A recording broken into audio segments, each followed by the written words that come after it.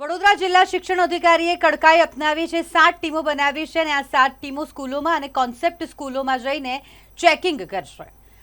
Vadodara academic association અને Baroda academic association દ્વારા વડોદરા જિલ્લા શિક્ષણ અધિકારીને આ અંગે રજૂઆત કરવામાં આવી હતી। હાલ ગરમીનો પારો ખૂબ વધી ગયો છે, તાપમાન ખૂબ વધારે પ્રમાણમાં છે અને તેવામાં કેટલીક શાળાઓમાં નિયમોનું ઉલ્લંઘન થઈ રહ્યું છે। નિયમોને નેવે મૂકી શાળાઓમાં બાળકોને બોલાવી અને કોન્સેપ્ટ સ્કૂલો ચલાવવામાં આવી રહી છે અને જેને લઈને જ્યારે પરિપત્ર બહાર પાડવામાં આવ્યો હોય તેનું ઉલ્લંઘન થતું હોય તો વડોદરા એકેડેમિક એસોસિએશન અને બરોડા એકેડેમિક એસોસિએશન દ્વારા વડોદરા જિલ્લા શિક્ષણ અધિકારીને લેખિતમાં રજૂઆત કરવામાં આવી છે અને આવી શાળાઓમાં આકસ્મિક ચેકિંગ કરી લાગતા વળગતા અધિકારીઓને સસ્પેન્ડ કરવા સુધીની કાર્યવાહી કરવામાં આવે તેવી માંગ કરવામાં આવી છે। જો કે આ મામલે વડોદરા જિલ્લા શિક્ષણ અધિકારી મહેશ પાંડે દ્વારા જણાવવામાં આવ્યું કે આ માટે અમે પણ 7 ટીમો બનાવી છે, અમારા ધ્યાનમાં પણ ઘણી બધી કમ્પ્લેન આવી છે અને આ કમ્પ્લેનોને ધ્યાનમાં રાખતા 7 જેટલી ટીમો કાર્યરત કરવામાં આવી છે, જેના દ્વારા સ્કૂલોમાં અને કોન્સેપ્ટ સ્કૂલોમાં ચેકિંગ કરવામાં આવશે।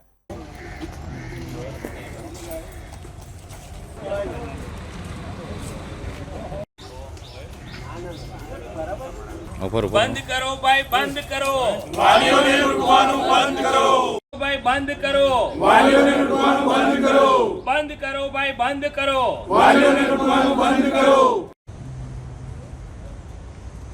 साहब ने कितना दिन साहब वडोदरा शहर अंदर federation of academic association, Vadodara academic association અને બરોડા એકેડેમિક એસોસિએશનના સૌ પ્રતિનિધિઓ આજે વડોદરા શહેરની શિક્ષણાધિકારીની કચેરીમાં ભેગા થયા। અમે એક આવેદનપત્ર આપ્યું કે સમગ્ર ગુજરાત અને વડોદરા શહેરની અંદર મોટા પાયે નોન ગ્રાન્ટેડ શાળાઓએ આડેધડ JEE, NEET, concept school, dummy school અને સ્કૂલનો જે સમય છે એના પછીના સમયની અંદર કન્સેપ્ટ ક્લાસીસના નામે જે લૂંટ શરૂ કરી છે, આ લૂંટની અંદર વાલી મોટા પાયે લૂંટાઈ રહ્યો છે। એના પર પ્રતિબંધ મૂકવા માટે અમે એક આવેદનપત્ર આપ્યું અને અમે વડોદરા શહેરના શિક્ષણાધિકારીને રજૂઆત કરી કે અમે તમને આવી સ્કૂલોના જે દસ્તાવેજી પુરાવાઓ છે, રસ્તાઓ પર લાગેલા મોટા મોટા હોર્ડિંગ, વર્તમાનપત્રોની અંદર ભ્રામક જાહેરાતો, આ તમામનો અમે ફોટો પાડી અને એની એક ઝેરોક્સ કોપી આજરોજ જિલ્લા શિક્ષણાધિકારીને આપી છે અને આવનારા સમયની અંદર અમે કલેક્ટર અને ગુજરાતના શિક્ષણ મંત્રીને પણ આવા દસ્તાવેજી પુરાવાઓ આપવાના છે અને આવા જે અને જે વાલીઓને લૂંટ થઈ રહી છે એ લૂંટની ઉપર પ્રતિબંધ આવે એવા આશયથી અમે આવેદનપત્ર આપ્યું। આપના માધ્યમથી અમે સરકારને એક ખાસ એવી વિનંતી કરવા માગીએ છીએ કે SMC જ્યારે કોઈપણ વિસ્તારની અંદર રેડ પડે ત્યારે તેનો PI જે સસ્પેન્ડ થઈ જતો હોય છે, એવી રીતે શિક્ષણ વિભાગની અંદર પણ ગાંધીનગરથી રેડ પડવી જોઈએ અને આવા હોર્ડિંગો લાગ્યા હોય કે વર્તમાનપત્રોની અંદર આવી ભ્રામક જાહેરાતો હોય એના માધ્યમની અંદરથી લઈ અને તાત્કાલિક આવી શાળાઓને પ્રતિબંધ કરી જે તે જિલ્લા શિક્ષણાધિકારીને પણ સસ્પેન્ડ કરવા જોઈએ એવી અમારી અચૂક માંગણી છે। અમે આવનારા સમયની અંદર જો જિલ્લા શિક્ષણ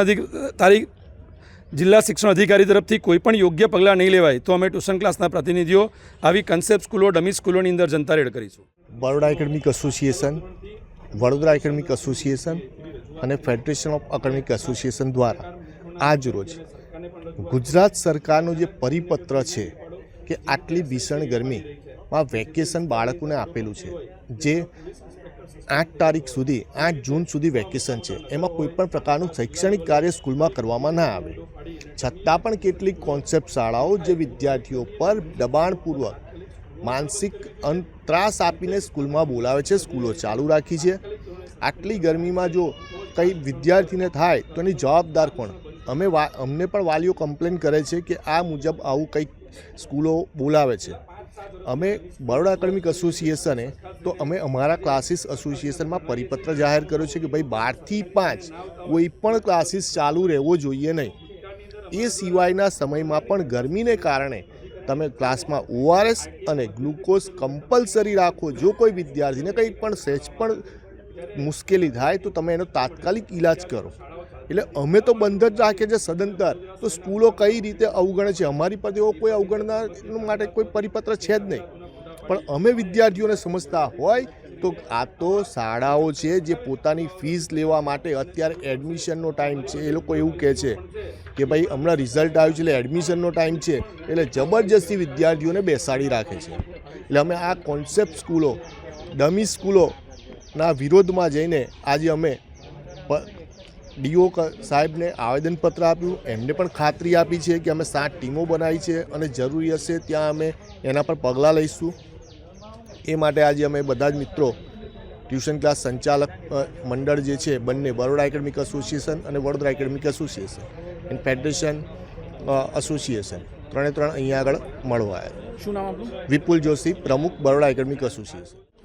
આજરોજ Baroda academic association, Vadodara academic association અને ફેડરેશન ઓફ એકેડેમિક એસોસિએશનના સંગઠિત કોચિંગ ક્લાસના સંચાલકો વડોદરા જિલ્લા શિક્ષણ અધિકારીની કચેરીએ એક આવેદનપત્ર આપ્યા છે.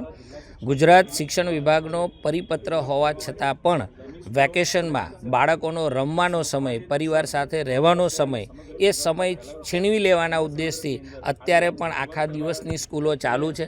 આવી શાળાઓ વાલી પાસે કે ભાઈ અમે શાળામાં જ ટ્યુશન કરાવી દઈશું એવી ખોટી જે છે એ પ્રોમિસ આપીને ડબલ ફીઓ ચાર્જ કરે છે. એટલે વાલી પાસે નાણાકીય બર્ડન ઊભું થાય. તદુપરાંત પોતાના બાળક સાથે, પોતાના પરિવાર સાથે વાલી જ્યારે વેકેશનમાં ક્યાંક ફરવા જવા માંગતા હોય, પરિવાર સાથે કંઈક રહેવા માંગતા હોય, આ પ્રકારની પ્રવૃત્તિઓ કરવાની જગ્યાએ સ્કૂલમાં માત્ર ઉઘાડી લૂંટ ચલાવવાના ઉદ્દેશથી જે સ્કૂલો ચલાવે છે એમની વિરુદ્ધમાં અને ભવિષ્યમાં આવી જે કોન્સેપ્ટ સ્કૂલો જે છે કે જેવી શિક્ષણ વિભાગે આવી અલગથી અલાયદી કોઈ પણ પ્રકારની આવી પરમિશનો આપી નથી એમને, તેમ છતાં પણ કોન્સેપ્ટ સ્કૂલ ચલાવીને ઉઘાડી લૂંટ ચલાવે છે એવી સ્કૂલોની વિરુદ્ધમાં આવેદનપત્ર આપ્યું. શું બાહેધરી ડીઓએ આપી? ડીઓ સાહેબે આવી બાંયધરી આપી છે કે જ્યાં જ્યાં પણ આવી કોન્સેપ્ટ સ્કૂલો ચાલતી હશે તો શિક્ષણ વિભાગે આવી કોઈ કોન્સેપ્ટ સ્કૂલને પરમિશન આપી નથી.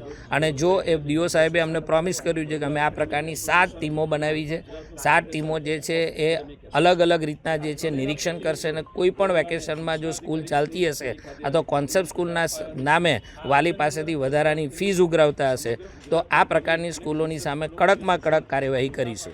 ટ્યુશન ક્લાસીસના સંચાલકો તરફથી રજૂઆતો આવી છે કે વડોદરામાં વેકેશનમાં સ્કૂલો ચાલુ હોય છે. એ ઉપરાંત એમનું એવું કહેવું છે કે ડમી સ્કૂલો પણ હોય એવું એમને વિગતો આપી છે. ખાસ તો મારે આપના માધ્યમથી જણાવવાનું કે હાલ શાળાઓમાં વેકેશન છે.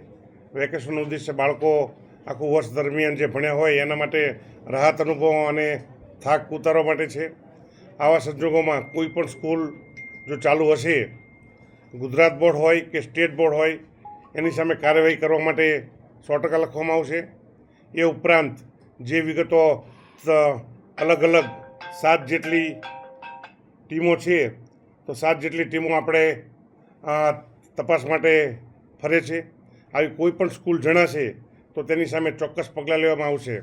અને જે એમને કહ્યું છે અલગ અલગ સ્કૂલોમાં જે આરટીની પણ ફરિયાદો છે એ ફરિયાદો હશે તો એની પણ 100% નિકાલ કરવામાં આવશે.